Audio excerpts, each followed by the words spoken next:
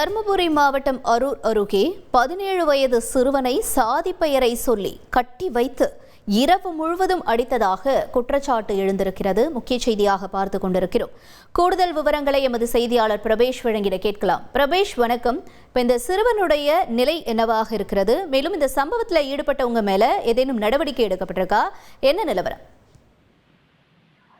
தருமபுரி மாவட்டம் அரூர் அடுத்த தெங்கரக்கோட்டை அருகே உள்ள காந்தி நகரை சேர்ந்த திருமால் இவரது மகன் தருண்.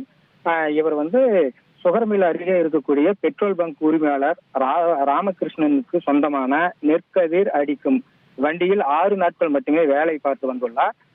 அதன் பிறகு தனது உறவினர் வண்டி வாங்கியதால் அவரிடம்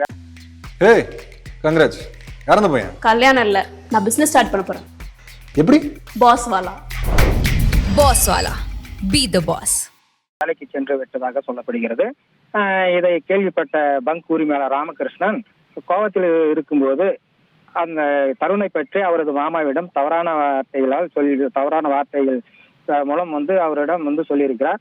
இதை கேள்விப்பட்ட அவரது மாமா தருணிடம் போய் கேட்டிருக்கார். உன்னை பற்றி தவறாக சொல்லியிருக்கிறார், என்ன காரணம் என்று கேட்டிருக்கிறார்.